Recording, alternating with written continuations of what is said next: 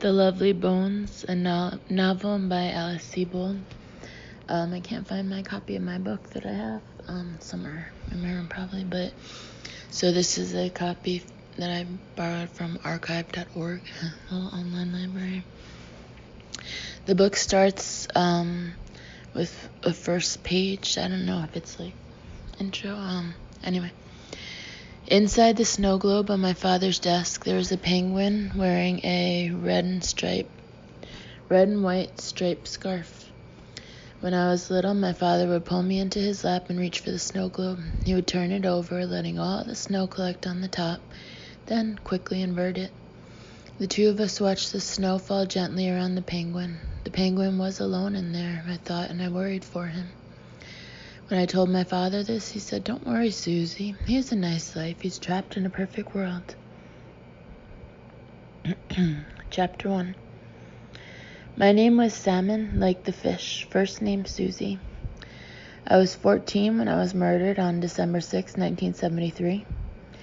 In newspaper photos of missing girls from the 70s, most looked like me, white girls with mousy brown hair.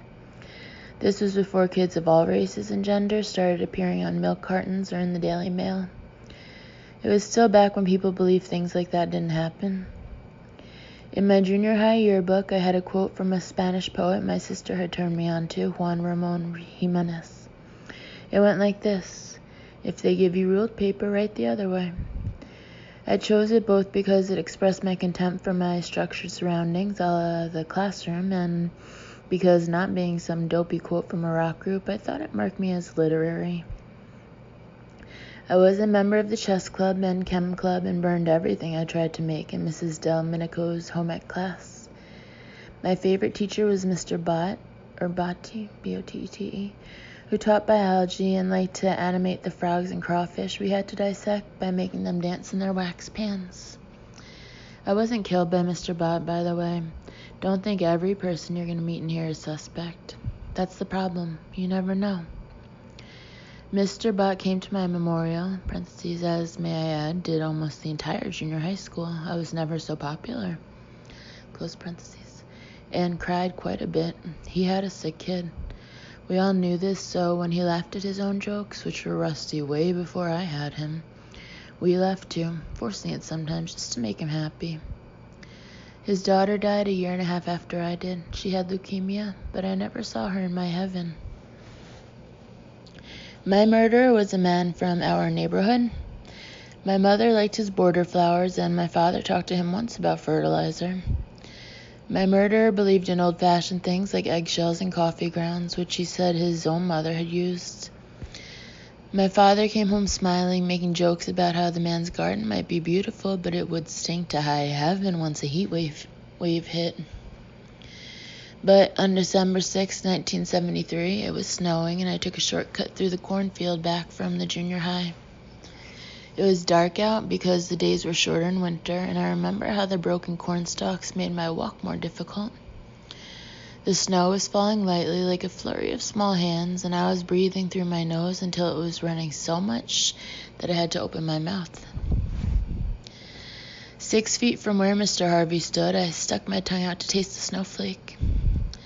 "Don't let me startle you," Mr. Harvey said. Of course, in a cornfield in the dark, I was startled. After I was dead, I thought about how there had been the light scent of cologne in the air, but that I had not been paying attention or thought it was coming from one of the houses up ahead. "Mr. Harvey," I said. "You're the older Salmon girl, right?" "Yes." "How are your folks?" Although the eldest in my family and good at acing a science quiz, I had never felt comfortable with adults. "Fine," I said. I was cold, and the natural authority of his age and the added fact that he was a neighbor and had talked to my father about fertilizer rooted me to the spot. "I've built something back here," he said. "Would you like to see?" "I'm sort of cold, Mr. Harvey," I said, "and my mom likes me home before dark." "It's after dark, Susie," he said. I wish now that I had known this was weird. I had never told him my name. I guess I thought my father had told him one of the embarrassing anecdotes he saw merely as loving testaments to his children. My father was the kind of dad who kept a nude photo of you when you were 3 in the downstairs bathroom, the one that guests would use. He did this to my little sister Lindsay, thank goodness. At least I was spared that indignity. But he liked to tell a story about how once Lindsay was born, I was so jealous that one day while he was on the phone in the other room, I moved down the couch. He could see me from where he stood and tried to pee on top of Lindsay in her carrier. This story humiliated me every time he told it, to the pastor of our church, to our neighbor, Mrs. Steed, who was a therapist and whose take on it he wanted to hear, and to everyone who ever said Susie has a lot of spunk. Spunk, my father would say, let me tell you about spunk. And he would launch immediately into his Susie peed on Lindsay story. But as it turned out, my father had not mentioned us to Mr. Harvey or told him the Susie peed on Lindsay story. Mr. Harvey would later say these words to my mother when he ran into her on the street. I heard about the horrible, horrible tragedy. What was your daughter's name again? Susie, my mother said, bracing up under the weight of it, a weight that she naively hoped might lighten someday, not knowing that it would only go on to hurt in new and varied ways for the rest of her life. Mr. Harvey told her the usual, I hope they get the bastard. I'm sorry for your loss. I was in my heaven by that time, fitting my limbs together, and couldn't believe his audacity. The man has no shame, I said to Franny, my intake counselor. Exactly, she said, and made her point as simply as that. There wasn't a lot of bullshit in my heaven. Mr. Harvey said it would only take a minute, so I followed him a little farther into the cornfield where fewer stalks were broken off because no one used it as a shortcut to the junior high. My mom had told my baby brother Buckley that the corn in the field was inedible when he asked why no one from the neighborhood ate it. The corn is for horses, not humans, she said. Not dogs? Buckley asked. No, my mother answered. Not dinosaurs? Buckley asked. And it went like that. I've made a little hiding place, said Mr. Harvey. He stopped and turned to me. I don't see anything, I said. I was aware that Mr. Harvey was looking at me strangely. I'd had older men look at me that way since I'd lost my baby fat, but they usually didn't lose their marbles over me when I was wearing my royal blue parka and yellow elephant bell bottoms. His glasses were small and round with gold frames, and his eyes looked out over them and at me. You should be more observant, Susie, he said. I felt like observing my way out of there, but I didn't. Why didn't I? Franny said these questions were fruitless. You didn't, and that's that. Don't mull it over. It does no good. You're dead, and you have to accept it. Try again, Mr. Harvey said, and he squatted down and knocked against the ground. What's that? I asked. My ears were freezing. I wouldn't wear the multicolored cap with the pom-pom and jingle bells that my mother had made me one Christmas. I'd shoved it in the pocket of my parka instead. I remember that I went over and stomped on the ground near him. It felt harder even than frozen earth, which was pretty hard. It's wood, Mr. Harvey said. It keeps the entrance from collapsing. Other than that, it's all made out of earth. Well, what is it? I asked. I was no longer cold or weirded out by the look he had given me. I was like I was in science class. I was curious. Come and see. It was awkward to get into, that much he admitted once we were both inside the hole. But I was so amazed by how he had made a chimney that would draw smoke out if he ever chose to build a fire, that the awkwardness of getting in and out of the hole wasn't even on my mind. You could add to that escape wasn't a concept I had any real experience with. The worst I'd had to escape was Artie, a strange-looking kid at school whose father was a mortician. He liked to pretend he was carrying a needle full of embalming fluid around with him. On his notebooks, he would draw needles spilling dark drips. This is neato, I said to Mr. Harvey. He could have been the Hunchback of Notre Dame, whom we had read about in French class. I didn't care. I completely reverted. I was my brother Buckley on our day trip to the Museum of Natural History in New York, where he'd fallen in love with the huge skeletons on display. I hadn't used the word neato in public since elementary school. Like taking candy from a baby, Franny said. I can still see the hole like it was yesterday, and it was. Life is a perpetual yesterday for us. It was the size of a small room, the mud room in our house, say, where we kept our boots and slickers, and where Mom had managed to fit a washer and dryer, one on top of the other. I could almost stand up in it, but Mr. Harvey had to stoop. He created a bench along the sides of it by the way he dug it out. He immediately sat down. "Look around," he said. I stared at it in amazement. The dugout shelf above him, where he had placed matches, a row of batteries, and a battery-powered fluorescent lamp that cast the only light in the room. An eerie light that would make his features hard to see when he was on top of me. There was a mirror on the shelf and a razor and shaving cream. I thought that was odd. Wouldn't he do that at home? But I guess I figured that a man who had a perfectly good split level and then built an underground room only half a mile away had to be kind of a Lulu. My father had a nice way of describing people like him. The man's a character, that's all.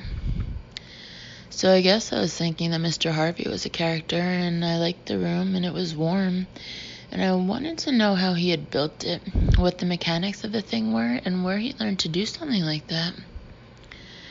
But by the time the Gilbert's dog found my elbow 3 days later and brought it home with the telling corn husk attached to it, Mr. Harvey had closed it up. I was in transit during this.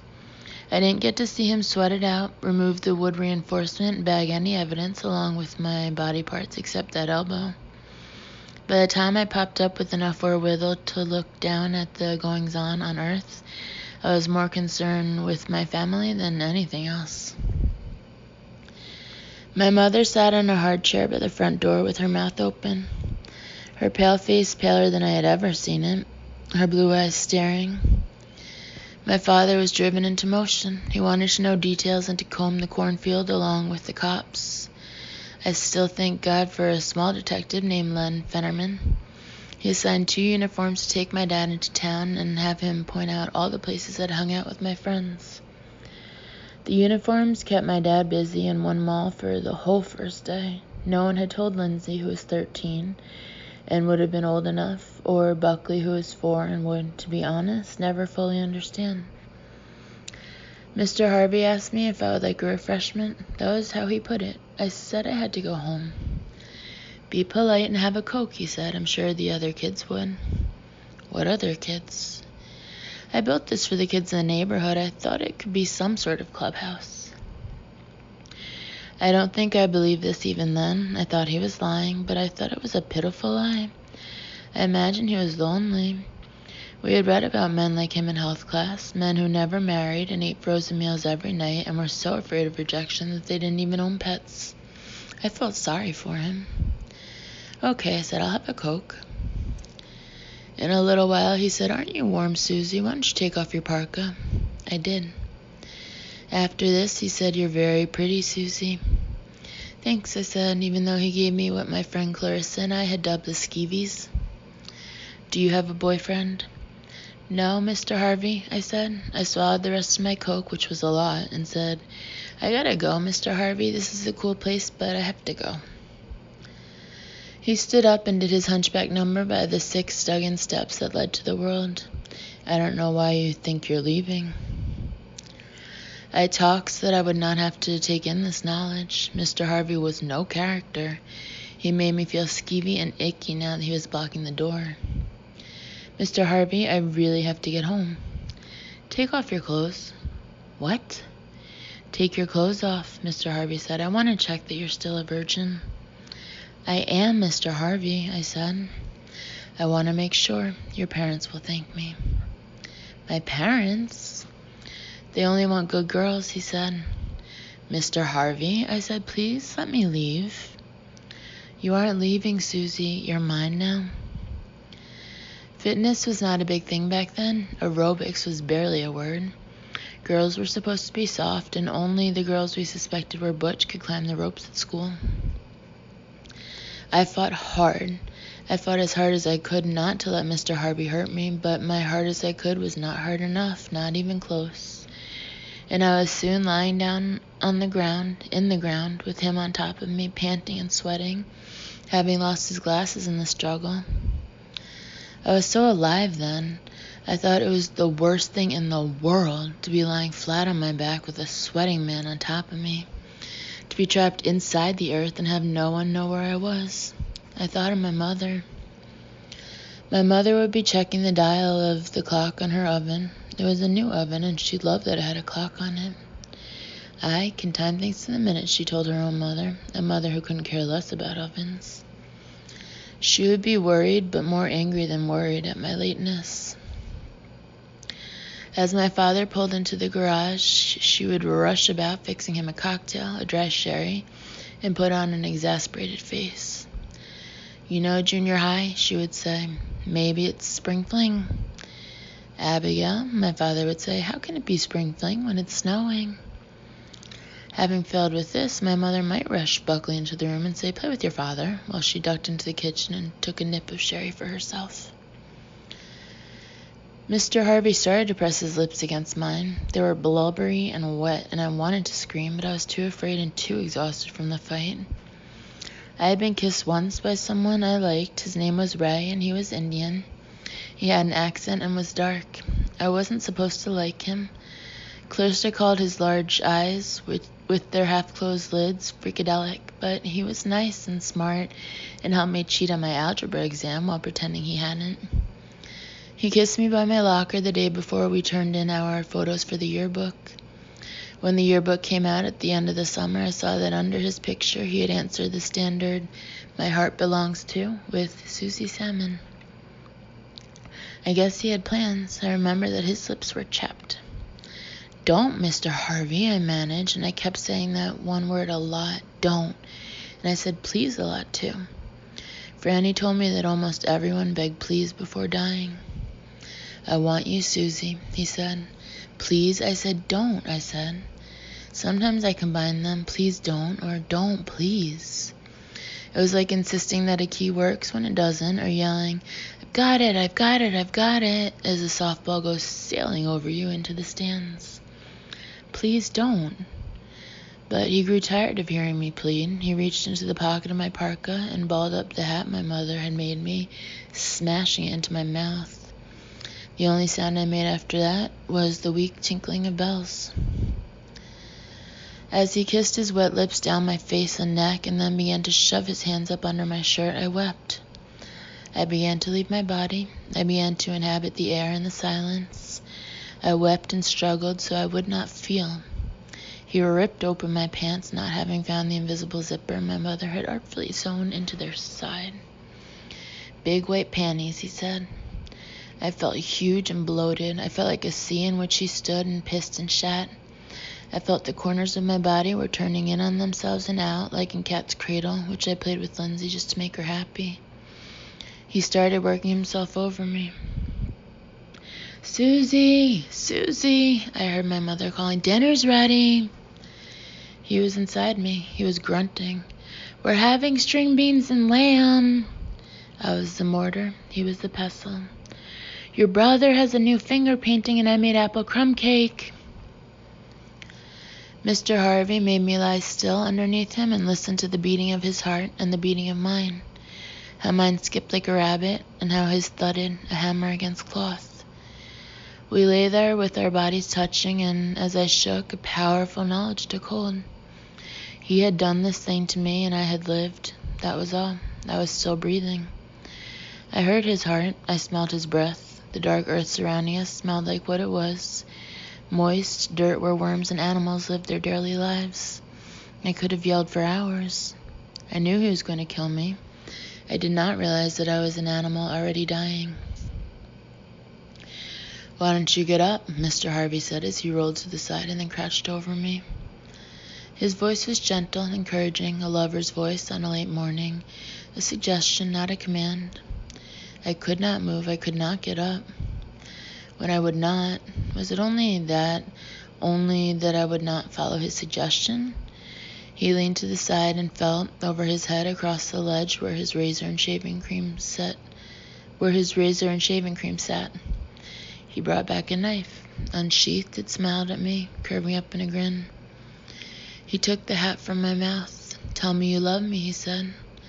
Gently I did. The end came anyway.